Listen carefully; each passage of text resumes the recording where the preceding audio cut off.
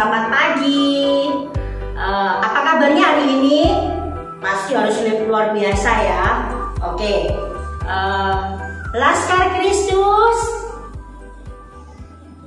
Wah, kurang keras. Lebih keras lagi ya. Laskar Kristus, siap gerak. Oke. Hari ini kita mau datang ke hadirat Tuhan. Kita mau memuji, menyembah Tuhan. Kita berdoa dulu ya. Mari kita satu dalam doa. Kita tutup mata, lipat tangan, tutup mata. Mari kita satu di dalam doa. Terima kasih ya Bapak. Kami mau datang memuji, menyembah Tuhan. Kami memohon Tuhan kiranya Allah Roh Kudus yang akan mengisi hati dan pikiran kami dengan buah-buah roh, sehingga kami bisa memberikan yang terbaik dan melakukan yang terbaik, semua hanya untuk hormat dan kemuliaan nama Tuhan Yesus saja. Kiranya Tuhan memberkati dari ibadah awal, pertengahan hingga pada akhirnya. Kami alaskan hanya di dalam nama Tuhan Yesus Kristus, Tuhan dan Juru Selamat Allah yang hidup. Kami sudah bersyukur dan berdoa. Haleluya. Amin. Terima kasih Tuhan. Kami mengucap syukur karena Kau memberikan karunia yang besar untuk setiap kami. Boleh memanggil Engkau, ya Aba, ya Bapa. Terima kasih Tuhan. Aba, Bapa, ku memanggilmu. Aba, Bapa, ku menyapamu. Terima kasihku untuk jadi anakmu dan dapat berseru, ya Aba, ya Bapa.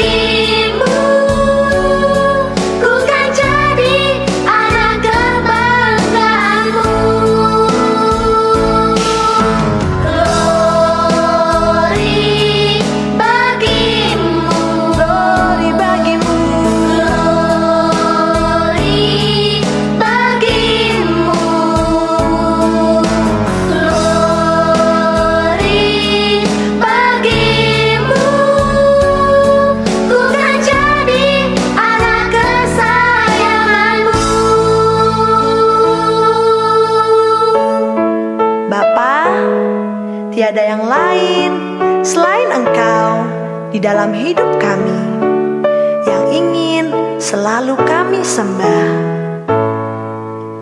Aba, Bapa, ku memanggilmu. Aba, Bapa, ku menyapamu.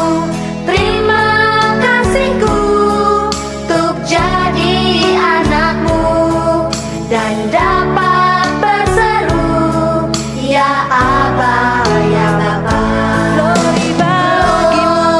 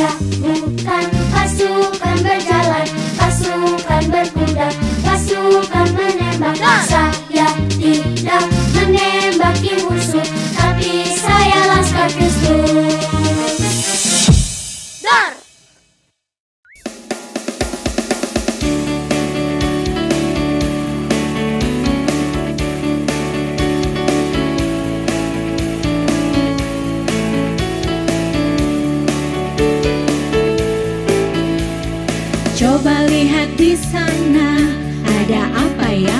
Ada teman yang butuh uluran tangan kita, uluran tangan kita.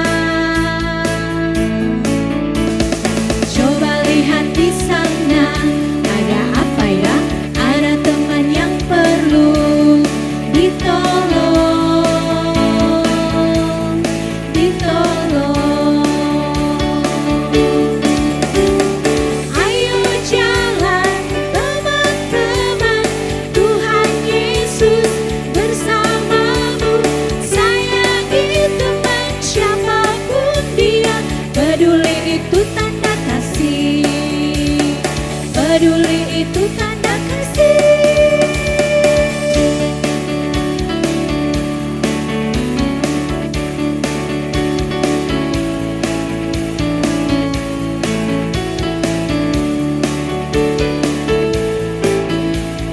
Coba lihat di sana, ada apa ya? Ada teman yang butuh uluran tangan kita, uluran tangan kita. Coba lihat di sana, ada apa ya? Ada teman yang perlu ditolong, ditolong. Ayo jalan teman-teman, Tuhan Yesus bersamamu. Sayangi teman siapa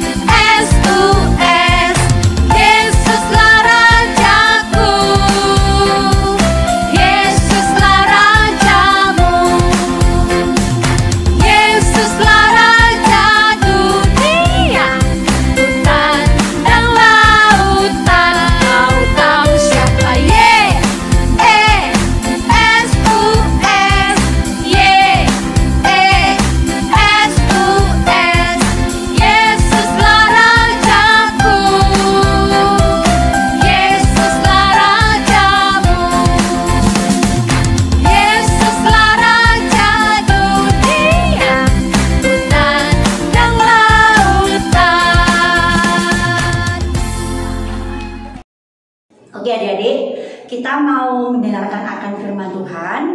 Tetapi sebelum kita mau mendengarkan sharing firman Tuhan, kita harus berdoa dulu ya. Mari kita satu di dalam doa. Bapa yang baik, jika sebentar lagi kami mau mendengarkan akan firman Tuhan, Allah Roh Kudus tolong isi hati kami, mampukan kami, barui hati kami sehingga kami boleh memahami, mengerti, dan Allah sendiri akan menuntun, memampukan setiap kami untuk kami bisa memahami akan firman Tuhan, menjadi pelaku firman dalam hidup kami sehari-hari. Terima kasih ya Bapak. Hanya di dalam nama Tuhan Yesus, Tuhan yang Juru Selamat alam hidup, kami siap untuk mendengarkan, merenungkan, dan menjadi pelaku firman dengan tuntunan Allah Roh Kudus. Haleluya, amin. Adik-adik, sharing firman Tuhan hari ini terambil di Markus pasal 14 ayat 32 sampai dengan 50. Nah, adik-adik, hari ini kakak akan bercerita tentang Tuhan Yesus yang berdoa di Taman Getsemani. Adik-adik tahu nggak, sebentar lagi kita akan merayakan loh hari kebangkitan Tuhan Yesus. Namanya hari Paskah. Benar sekali ya. Itu adalah hari di mana Tuhan Yesus bangkit dari alam maut, ya, alam kematian. Nah, sebelum Paskah, Tuhan Yesus harus mengalami penderitaan demi penderitaan, siksaan demi siksaan. Semua karena apa? Semua hanya karena begitu besar kasih Tuhan akan setiap kita, anak-anaknya. Tuhan Allah sendiri yang datang ke dunia menjadi manusia. Dia juga harus merasakan beban yang begitu besar di pundaknya ya. Karena apa? Karena dia harus menanggung semua dosa seluruh umat manusia. Nah, adik-adik, kakak ada cerita nih yang bisa menggambarkan rahasia tentang penderitaan Tuhan Yesus. Dengarkan ya. Pada suatu hari ada seorang anak yang bernama Budi. Si Budi ini pergi ke toko berbelanja untuk ibunya karena disuruh sama ibunya. Nah, Budi datang, terus Budi masuk. Dia sudah mengambil semua barang-barang dari apa yang sudah disuruh sama ibunya. Kemudian si Budi ini tergoda, adik-adik. Dia tergoda ingin mengingini coklat karena ibunya tadi tidak memberikan uang lebih, hanya uang untuk belanjaan yang disuruh sama ibunya itu.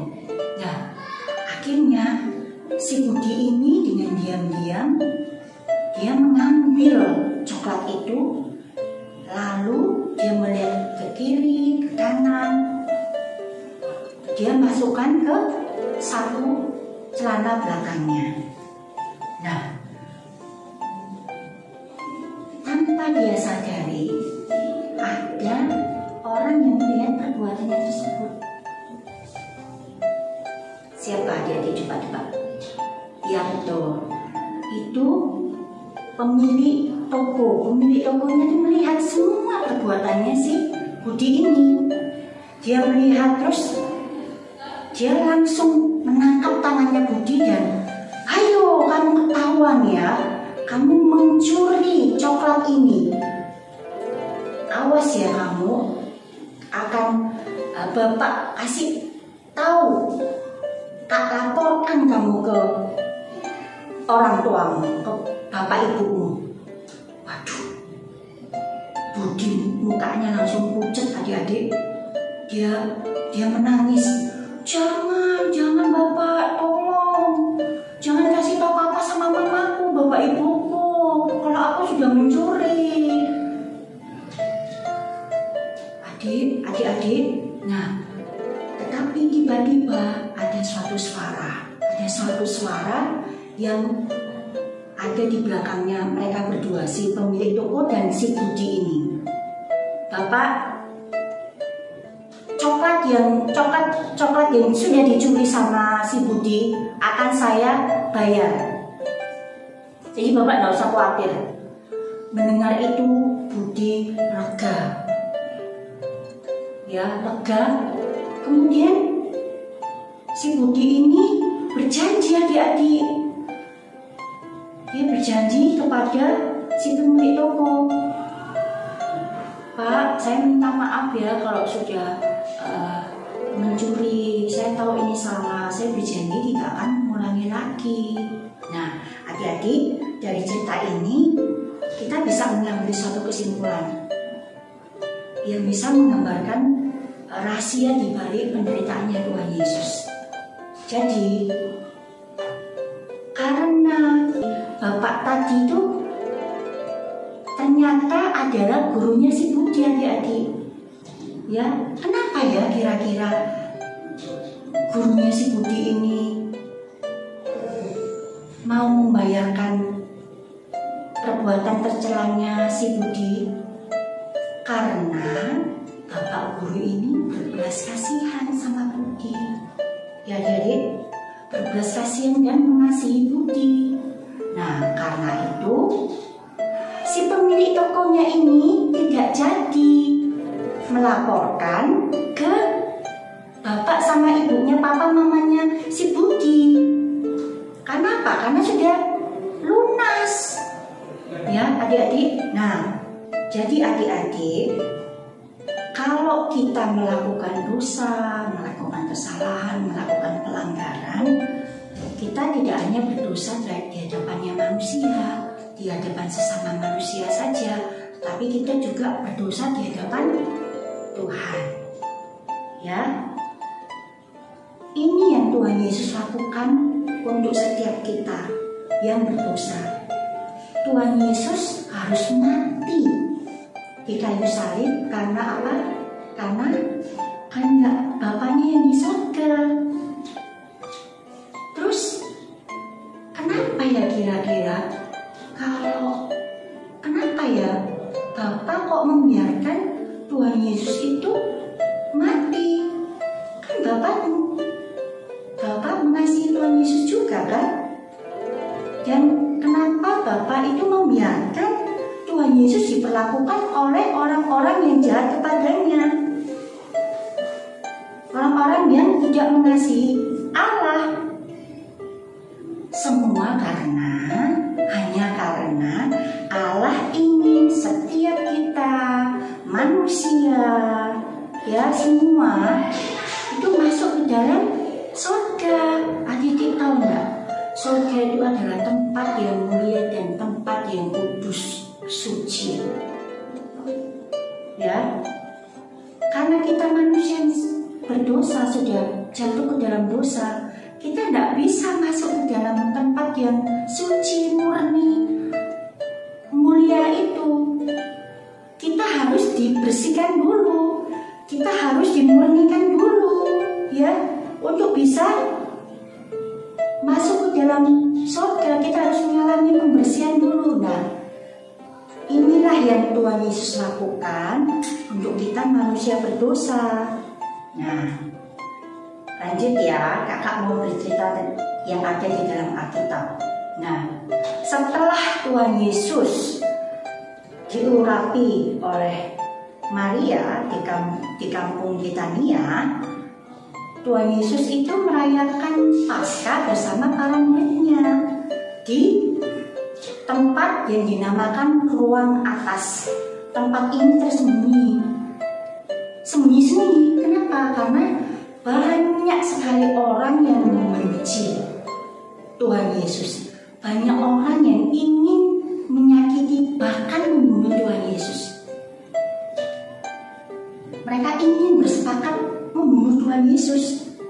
Nah, karena merasa hatinya gelisah, hatinya sedih, Tuhan Yesus pun setelah selesai makan bersama para muridnya, Tuhan Yesus mengajak hanya 3 muridnya. Tuhan Yesus mau mengajak untuk berdoa. Para muridnya itu Petrus, Yohanes, dan Yakobus. Mereka berjalan dan sampailah mereka di Taman Getsemani. Lalu Tuhan Yesus berkata, hatiku sedih sekali. Jadi tinggal dan berjaga-jagalah bersamaku.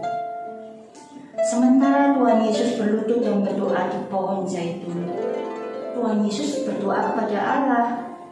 Tuhan Yesus tahu kalau waktunya nggak akan lama lagi, waktu di mana dia harus mati.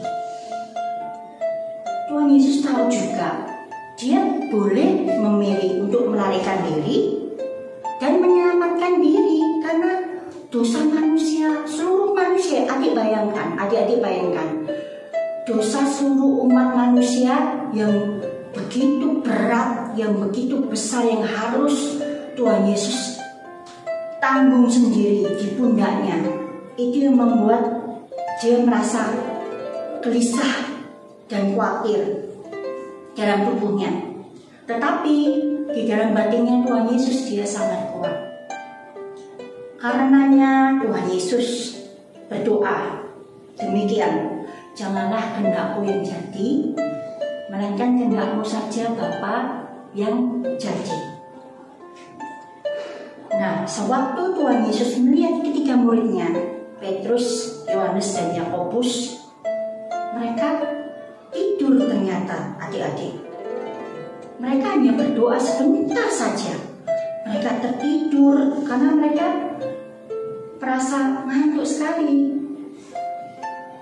Kemudian Tuhan Yesus membangunkan mereka dan kembali berkata, berjaga-jaga dan berdoalah supaya kamu jangan jatuh ke dalam pencobaan.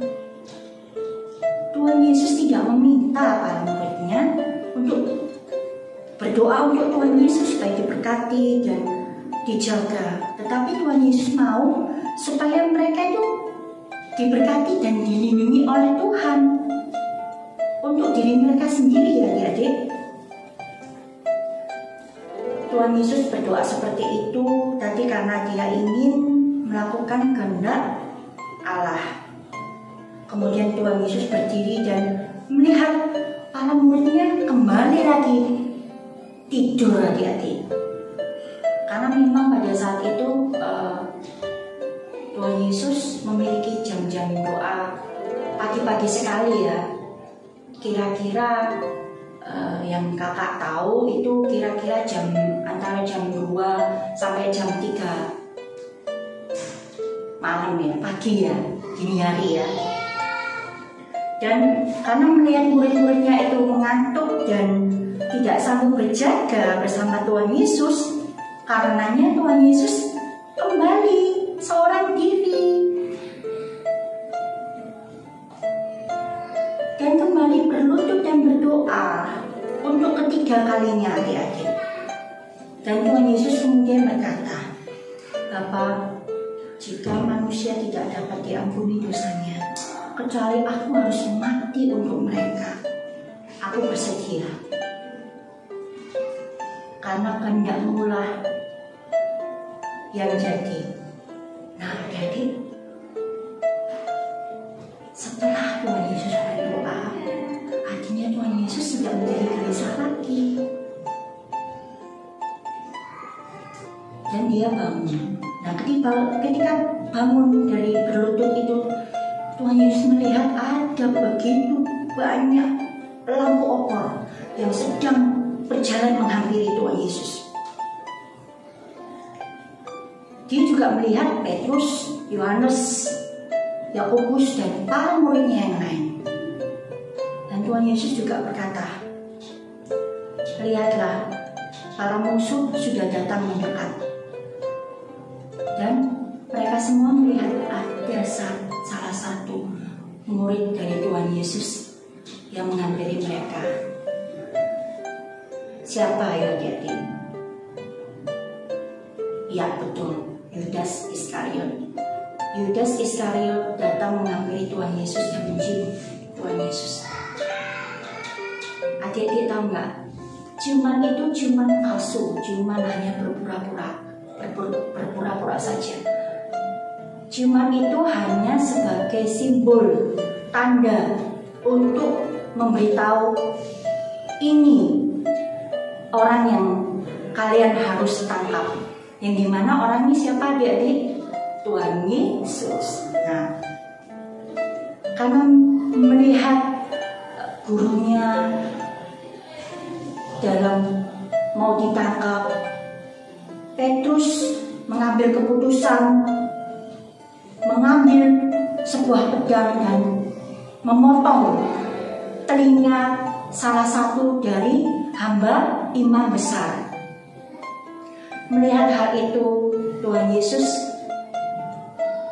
tidak mau dibela. Ya, Tuhan Yesus tidak mau dibela dengan pedang. Ya adik-adik, dia menyembuhkan telinga hamba imam besar itu. Ini adalah penyembuhan terakhir yang Tuhan Yesus lakukan. Kemudian Tuhan Yesus berpaling. Tuhan Yesus berpaling kepada mereka yang menangkapnya dan berkata, apakah aku ini penjahat ya? Sehingga kalian datang dengan pedang menangkap aku. Padahal setiap hari aku datang di bait Allah mengajar di depan kalian. Mengapa kalian tidak menangkap aku pada saat itu? Tapi memang harus demikian. Karena itulah kehendak Bapakku yang di surga. Melihat Tuhan Yesus tidak mau dibela, para murid pun pergi meninggalkan dia. Kemudian para prajurit membelenggu Tuhan Yesus dan membawa Tuhan Yesus ke Yerusalem untuk dihadiri di sana. Nah, adik-adik, apa yang kalian rasakan ya ketika kalian ditinggalkan pada saat kalian sedang mengalami kesulitan? Tetapi teman-teman kalian malah meninggalkan kalian sendiri. Kalian pasti merasa sedih, kecewa, bahkan putus asa kan? Nah, Tuhan Yesus pun mengalami hal yang sama adik-adik ketika dia berada di Taman Getsemani. Dia tahu kalau penyalibannya tidak lama lagi, karena itu dia merasa gelisah, kecewa, ya. Tetapi karena Tuhan Yesus berdoa, Tuhan Yesus mendapatkan kekuatan. Tuhan Yesus mau taat dan melakukan kehendak Bapaknya yang di surga, walaupun sekalipun itu sangat sulit. Karena apa? Karena Bapa memberikan kekuatan kepada Tuhan Yesus untuk melakukannya. Selama Tuhan Yesus berdoa, para muridnya malah tertidur dan tidak kuat untuk berdoa. Maka Tuhan Yesus pun memberikan perintah untuk berjaga-jaga dan berdoa agar mereka dapat melawan rasa kantuknya, supaya dapat berdoa. Dengan berdoa mereka mendapatkan kekuatan untuk bisa melakukan kehendak Bapa. Nah, sama halnya Tuhan Yesus memberikan perintah kepada para muridnya, Tuhan Yesus juga mau supaya kita anak-anaknya melakukan hal yang sama. Supaya kita juga harus setia, berdoa, dan berjaga-jaga. Jangan menurutin hawa nafsu kedagingan kita, adik-adik. Karena pada saat Roh Kudus menyuruh kita untuk berdoa dan membaca Alkitab, kita harus menaatinya. Dalam doa kita akan mendapatkan kekuatan untuk bisa menghadapi pencobaan. Apa itu namanya? Apa itu pencobaan? Pencobaan adalah dorongan untuk melakukan keinginan kita sendiri daripada percaya dan melakukan apa yang Bapa di surga mau. Ya, Tuhan Yesus sendiri merasa gelisah dan sedih, tapi dia memilih untuk percaya kepada Allah Bapanya dan menerima kedamaian. Begitupun akan terjadi terhadap kita. Kalau kita berdoa, kita percaya penuh, berserah penuh kepada Allah, maka kita akan menerima kedamaian dan tenaga pada saat kita merasa lemah dan kecewa, bahkan putus asa ya adik-adik. Nah adik-adik, demikian sharing firman Tuhan. Kakak masih ada satu lagi nih, satu ayat hafalan yang kalian harus hafalkan. Ada di Markus 14 ayat 38. Berjaga-jagalah dan berdoalah supaya kamu jangan jatuh ke dalam pencobaan. Mari kita menutup dengan doa. Mari kita berdoa. Terima kasih Bapak untuk waktu di mana kami tadi sudah mendengar dan merenungkan firman Tuhan. Bapak, kami tidak mampu karena kami penuh dengan kekurangan, kelemahan Tuhan. Tetapi kami mau belajar untuk dibentuk, diajar, dibarui, untuk lebih lagi kami dengar-dengaran apa yang Tuhan mau. Kami mau belajar untuk tekun berdoa, tekun rajin membaca firman Tuhan, sehingga kami bisa mengerti akan isi hatimu dan firman-Mu Tuhan, untuk kami bisa lakukan dalam kehidupan kami sehari-hari. Terima kasih Tuhan Yesus untuk waktu firman Tuhan pada hari ini. Karena Tuhan memeteraikan hanya di dalam nama Tuhan Yesus, Tuhan yang Juru Selamat Allah yang hidup, kami sudah bersyukur dan berdoa. Haleluya, amin.